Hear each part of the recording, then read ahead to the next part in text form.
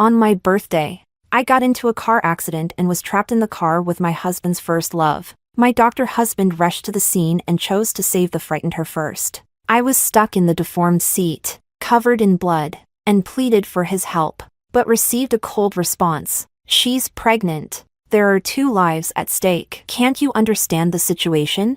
Later, his heroic act of saving her was recorded by a bystander and quickly uploaded online, garnering countless blessings. His friends all treated me as a joke, holding the video to my face with ill intent, taunting, "Margaret, you won't be that petty, right?"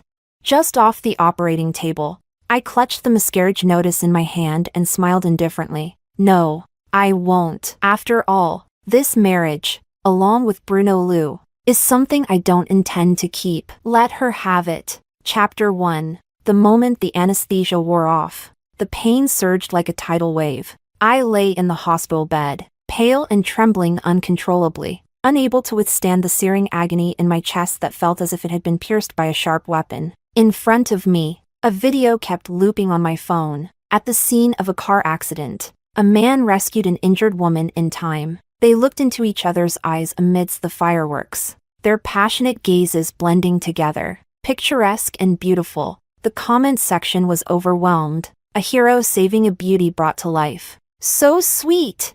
The lingering look in their eyes. Definitely true love. Crying. Handsome man and beautiful woman, they should be locked together with a lock. I'll swallow the key. Everyone praised them as a perfect match. If that hero wasn't my husband, Bruno, and if I wasn't the unconscious one at the scene of the accident, I could have calmly offered my blessings too, self-destructively pulling the progress bar repeatedly. I held back for a long time but still couldn't stop the tears from falling embarrassingly. Today is my birthday. Bruno had promised to celebrate it with me, but Camille just said, "Bruno, my stomach feels a bit uncomfortable," and he turned around to pick her up without a second thought. To rush to the hospital in time, he anxiously stepped on the accelerator, causing an accident halfway. Because of Bruno's timely protection, Camille was only frightened. I, however, crashed into the car door due to his sudden turn and was trapped in the deformed back seat, unable to move. My lower body suddenly bled profusely, and the sharp pain in my lower abdomen caused me to lose consciousness. When I struggled to call for his help, I received a cold response. "Millie is pregnant. 2 lives. Margaret, can't you be more sensible at a time like this?" Covered in blood, I was thunderstruck. It felt like my head was heavily hammered. Blanking out, through my blurred vision, he ran towards Camille without looking back. I heard him tell her not to panic, that he was there. His tone was gentle, with an imperceptible tremble. He was so afraid Camille might get hurt. Smelling the nauseating gasoline, I completely passed out. Fortunately, I survived, but at a terrible cost. Gently stroking my aching lower abdomen, I smiled self-deprecatingly and turned off the looping video. For a moment, it seemed meaningless, awakened again in the middle of the night by the pain. I couldn't bear it and got up to ask for some painkillers, but I bumped into Bruno in the corridor. Despite it being after work hours, he was still in his white coat, the hem disheveled, and his face weary. I calmly asked him, "Were you with Camille?" Bruno looked at me expressionlessly. "Margaret, I don't have time for your nonsense." He said it so calmly and steadily, without the slightest guilt of lying, but he couldn't hide the strong scent of gardenia all over him. That was Camille's favorite perfume. How intimate must they have been for the scent to cling so stubbornly? Looking at Bruno, I suddenly felt no emotion. "Let's get a divorce, Margaret. What are you making a fuss about this time?" Bruno's face changed. He said impatiently, "Just because I didn't celebrate your birthday?" I didn't answer, but he seemed to assume it, his lips curling into a cold smile. "Millie is having a hard time with the pregnancy now. As a friend, what's wrong with me taking care of her a bit more? You're just petty and overly dramatic. Simply incorrigible." Bruno was about to continue scolding when his phone suddenly rang. His previously stern face softened instantly. No need to guess. It must be Camille. Facing his former first love, Bruno never hesitated to show a bit of tenderness. After hanging up, he hastily threw out a sentence.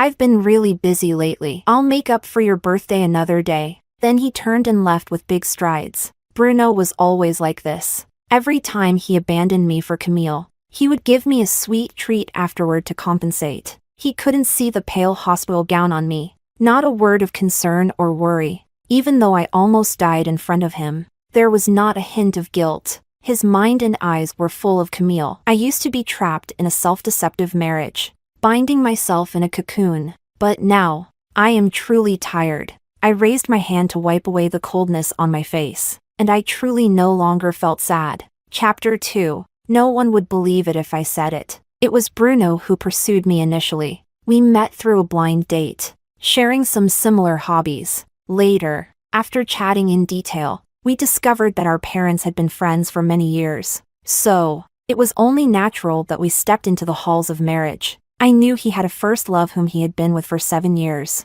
But we were all adults. I believed he would handle everything well. Yet, I was too naive. Ever since Camille returned to the country pregnant, my life turned upside down. The always calm and self-possessed Bruno completely changed. When I had a high fever, he accompanied Camille to the countryside to watch the stars. On our wedding anniversary, he went to Camille's house to fix the plumbing, leaving me alone in an empty restaurant. If I showed any hint of complaint, it became ugly evidence of jealousy. Although I was his wife, I became a secondary choice. But all the heartache and grievances in the future have nothing to do with me anymore. Before logging out of WeChat, I saw a message from the research director. Once again, she was urging me to go abroad for further study. Actually, she had mentioned this to me as early as 6 months ago. At that time, I had politely declined, because of the long 2 years and because I couldn't bear to leave Bruno. I just wanted to live a simple and stable life with him. But such a small wish, Bruno couldn't fulfill for me. I took a deep breath and called the director directly. Director Sun, I wanted to ask, is the opportunity for overseas training you mentioned earlier still available? Maggie, have you finally figured it out? Director Sun on the other end was stunned, then happily exclaimed, of course! I've kept this spot just for you. There's less than a month left. Can you get ready in time? I promptly made an online appointment for a divorce application. Don't worry, everything will be on time. This time, it's enough to get a divorce. Chapter 3. The next afternoon, I packed my things and called a cab to go home. By the time I got home, I was exhausted. I entered the guest room, lifted the covers, and fell into a deep sleep. I was awakened by the sound of knocking. Margaret! It was Bruno's voice. Unusually, it carried a hint of urgent annoyance. Unable to bear the noise, I reluctantly got up to open the door. Outside, Bruno was glaring at me angrily, his gaze full of reproach. Why was he suddenly so angry? I didn't understand. Yawning, I said, sorry, I was too tired and didn't hear you. Why didn't you call me when you were discharged? Bruno asked with deeply furrowed brows. I was quite surprised. There's no need to bother you for something so trivial. A car accident injury is considered trivial? Bruno looked at me with reproachful eyes. Margaret, did you deliberately harm yourself to spite me? How could you do something so reckless? Being scolded for no reason. In the past, I would have definitely argued with Bruno. But now, I just smiled calmly and serenely. You're overthinking. The doctor said I've recovered well and allowed me to be discharged. Thanks for your concern. My attitude was polite but distant. Bruno was stunned. He was about to speak when a woman's coquettish voice came from behind him. Margaret, you're home? Why didn't you tell me? In the middle of the night, Camille appeared in a cool camisole nightdress, looking completely at ease, as if she were the mistress of the house. Instinctively, I glanced at Bruno. He rubbed his nose, unusually uneasy. Millie's house suddenly had a leak, and since she's pregnant, I couldn't leave her alone. Pregnant women do need special care. I understand. Bruno was momentarily stunned. I smiled at him. Margaret, you're not angry? I chuckled. Helping friends is normal, especially since she can't be alone right now. And you're a doctor. It's your expertise. Hearing this, Camille's expression changed slightly, and Bruno looked utterly incredulous. I waited a while, Seeing him still standing there, I turned to go back to sleep, but Bruno suddenly grabbed my hand. No, Margaret. I know you must be angry. Now it was my turn to be stunned. I saw Bruno press his lips together. You didn't react like this before. I couldn't help but recall the past. Whenever Camille called, he would always go to her, never missing a call. We had countless arguments over this. I had cried, raged, and even scratched his face hysterically like a madwoman, but he remained unmoved. He would even scold me back. A person with a dirty heart sees everything as dirty. But now, facing these two again, I felt no emotion at all. I didn't love him anymore. Naturally, I didn't care, so I politely withdrew my hand. It's late. Don't overthink it. Bruno stared at his hand, paused midair. Ah. Bruno. My stomach suddenly hurts. Camille suddenly clutched her abdomen, her eyes red, looking like she might faint any moment. Millie! Bruno shouted, his brows full of anxiety. He unabashedly held her in his arms, turning to glare at me. Margaret, I thought you'd change. But I was wrong. Being petty with a pregnant woman, aren't you afraid of karma?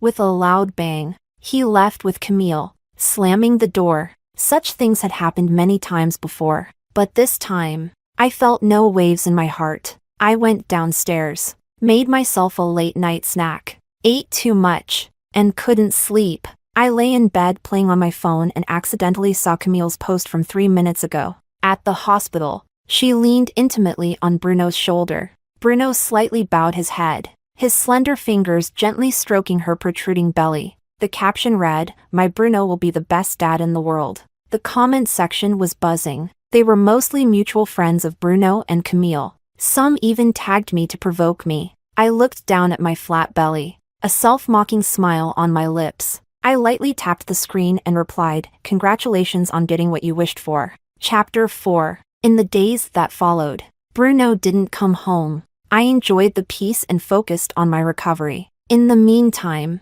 I contacted a lawyer and got a divorce agreement drafted. Before I knew it, it was time for my follow-up appointment at the hospital. I didn't expect to run into Bruno. The moment he saw me, his face turned cold. That post on Millie's WeChat was just a joke. You provoked her, and pregnant women are sensitive. If something happens to her and the baby, can you take responsibility? If something happens to her and the baby, Bruno's words suddenly reminded me. Memories I had tried to forget came rushing back. The car accident, the blood, the unconsciousness, the sympathetic look from the doctor on the operating table, and the form I forced myself to sign for the induced labor. I stood frozen, my heart feeling as if it were being torn apart by giant hands, the pain suffocating. Seeing me remain silent, Bruno assumed I felt guilty and grabbed my hand without further ado. Today, you must apologize to Millie and get her forgiveness. Though I had been resting for several days, the miscarriage caused by the car accident had left me weak and exhausted. Bruno forcibly dragged me into Camille's hospital room. It was crowded with people. As soon as they saw me, their faces showed disdain. These were the same people from the comments section that day. Upon entering the room, Camille casually mentioned she wanted to eat mangoes. Bruno's hands didn't stop moving. He normally didn't like eating fruit, and as a doctor, he was very particular about his hands. I remember once, during my period, I asked him to make me a bowl of brown sugar water, but he coldly refused. Margaret, I'm a doctor. My hands are very precious. Can't you order takeout? But now, he let the sticky juice soak his hands, patiently peeling a whole plate of mangoes for Camille. It was treatment I had never received. The mocking gazes directed at me grew more intense. Witnessing all this, I remained calm. We were getting divorced. It had nothing to do with me. Camille, as if just realizing it, teased Bruno. Come on, Bruno, you're so good to me. Margaret must be dying of jealousy. Bruno stopped what he was doing, glanced at me intentionally, and sneered coldly. Can't you do things yourself without me reminding you? He then tossed a mango from the fruit basket at me. I instinctively caught it and placed it on the side table. Seeing my series of actions, Bruno looked momentarily stunned. I knew what he was surprised about. He had given me an out. and I hadn't gratefully accepted it. Someone rolled their eyes. Oh, she's gotten smarter. Knows how to retreat to advance. What a tactic!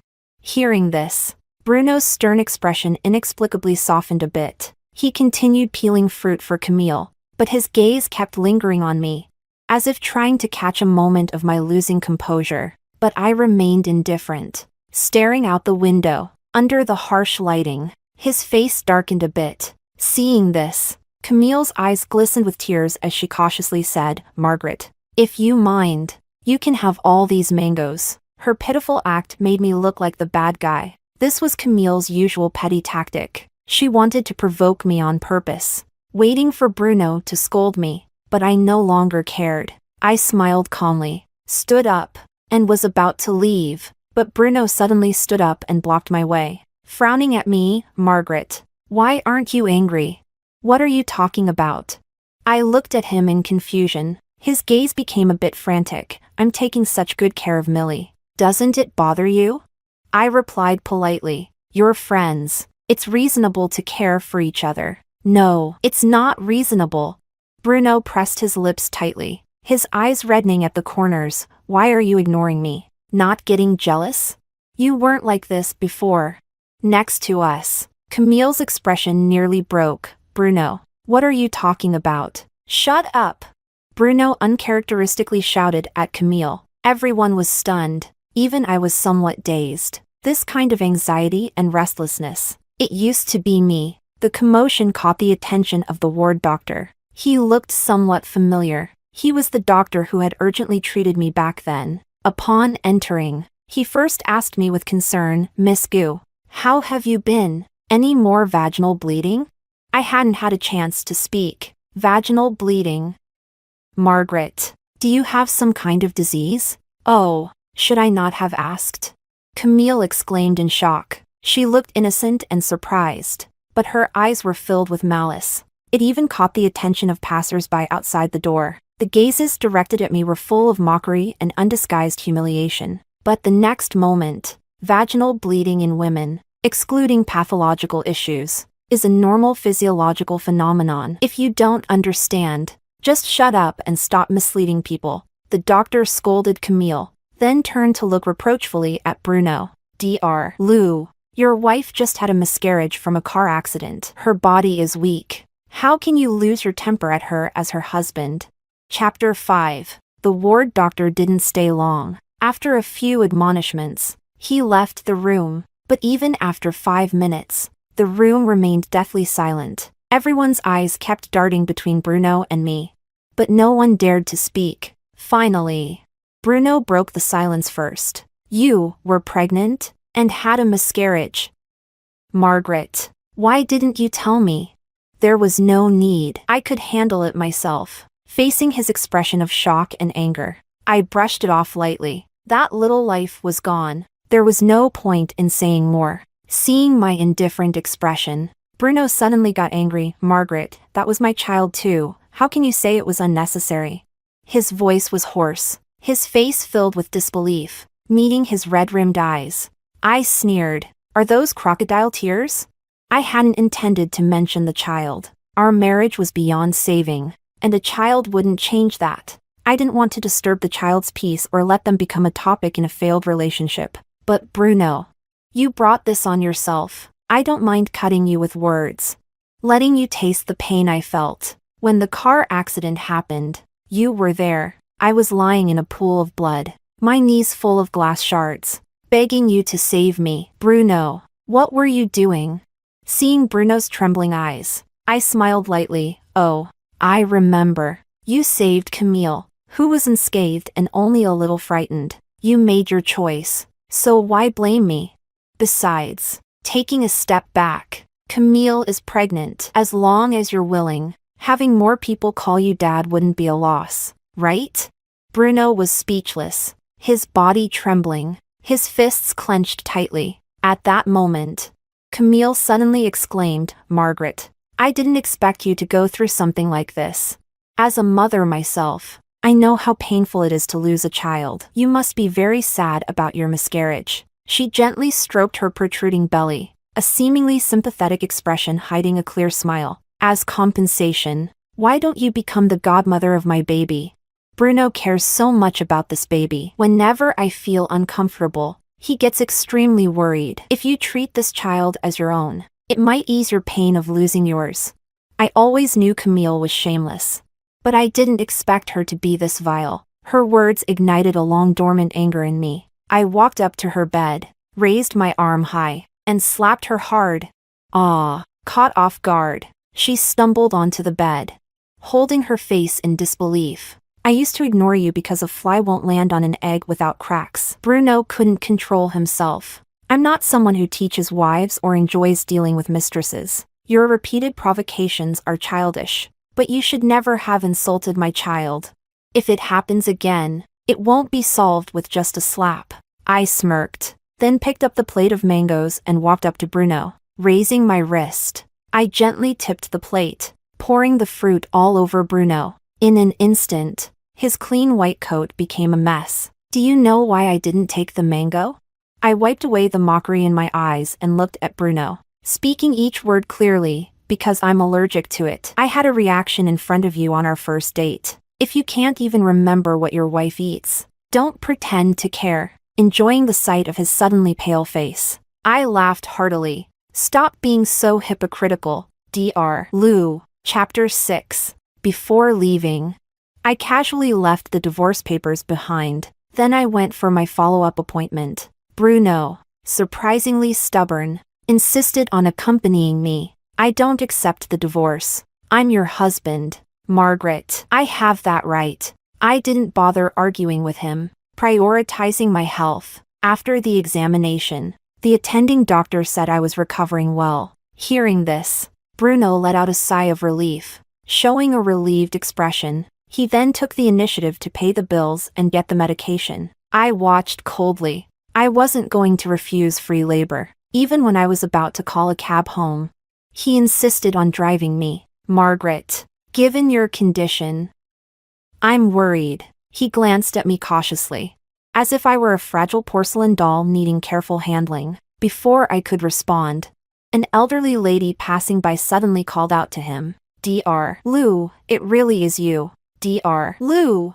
Seeing Bruno's surprised look, she smiled even more warmly. Don't you remember me? I was your patient when your wife was pregnant and hospitalized. I was in the bed next to hers. Oh my, I've never seen a man as wonderful as you, Dr. Lou. Despite your busy schedule, you always found time to be with your wife, serving her tea, massaging her cramping legs. It made me so envious. I hope my daughter finds a husband as caring as you when she gets married.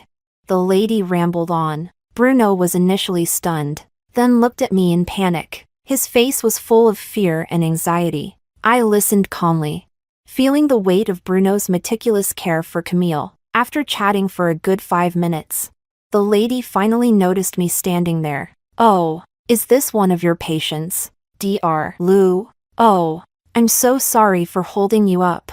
I smiled but said nothing, not wanting to be associated with Bruno. We would soon be strangers after the divorce, but for some inexplicable reason, Bruno grabbed my hand, telling the lady earnestly, No, this is my wife. Oh, your wife. Wait, your wife. The lady's face turned from shock to disdain. In no time, her gaze towards Bruno became filled with contempt. She forced a smile, and as she turned to leave, she muttered loud enough for all to hear. Having a wife yet always hanging around a pregnant woman, he looks decent but is worse than a beast. Cheaters like him are everywhere. It's so disgusting. Oh my God. I wished for the wrong thing. My daughter will definitely find a faithful man, not someone like this. Ugh. I couldn't understand Bruno's behavior. Why create trouble for himself? Was he insane? Still, he insisted on driving me home personally. You just had a miscarriage. You need to take good care of your body, or you'll suffer long-term effects. Seeing his serious attitude, I nonchalantly agreed. Whatever. A free driver is a free driver. Bruno told me to wait at the hospital entrance while he fetched the car from the parking lot. Before leaving, he tightly gripped my hand. Wait for me 5 minutes, okay? His usually cold eyes held a hint of pleading. I agreed, But after 10 minutes of waiting, there was still no sign of Bruno or his car. I glanced down, opened the ride-hailing app on my phone. 15 minutes later, I was safely home. As I sipped a warm cup of milk, the door opened again. Bruno appeared at the door, looking disheveled. He tightly pressed his lips together and looked at me. Just a little more time. Margaret, why didn't you wait for me? Chapter 7. Why didn't I wait for him? Good question. Flipping through the documents in my hand, I didn't look up. I did wait. You were late and broke your promise, but it was just a little more time. You went to see Camille, didn't you? I cut him off abruptly. Don't bother denying it. There's her lipstick on your collar. The mark was glaringly obvious. A blatant provocation. Camille had set the stage. Not fulfilling her plan would be a shame. Millie suddenly fainted, and I was worried something might happen to her. Bruno's face showed undeniable panic. There's really nothing between us. You misunderstood. His hoarse voice carried a hint of barely perceptible grievance, as if I had caused him great sorrow, but I was the one truly suffering. I laughed bitterly, feeling an indescribable rage. You feel wronged over such a small thing? But Bruno, the pain I've endured because of you goes far beyond this. When we got married, you tearfully promised to make me happy for a lifetime, without shedding a tear. But in reality, all the suffering and humiliation I've endured were brought by you. 2 months ago, during a heavy rain, you volunteered to pick me up. But halfway there, Camille called, and you left me on the roadside. I walked in the rain for 2 hours, got a bacterial infection, and ended up in the hospital. A month ago, during a business trip, I encountered a local riot. I was so scared. I took the earliest flight, 14 hours to get to you, seeking peace, only to find you hugging Camille, singing her a birthday song. A week ago, I was bleeding profusely, begging you to save me and our baby. I was so desperate. And what did I get in return? You took Camille and got on the ambulance without looking back. Not even a word of concern. If it weren't for the firefighters arriving in time, I would have died in that gasoline-soaked inferno, leaving no chance to hear your petty grievances. Clenching my fists, I couldn't help but shout at Bruno. Tell me, Bruno, what right do you have to complain to me? Bruno stood frozen, his lips trembling, trying to speak but failing to say anything. I took a deep breath, ready to leave, but Bruno suddenly grabbed my wrist. Margaret, I was wrong. I'm a bastard. You can hit me or scold me, but please, don't divorce me. During the car accident, I didn't know you were pregnant. I thought it was just a minor injury. We can have more children in the future. I'll take good care of you. Give me a chance to make it right, please? My response was a slap filled with all my hatred. Bruno, you're a real scumbag.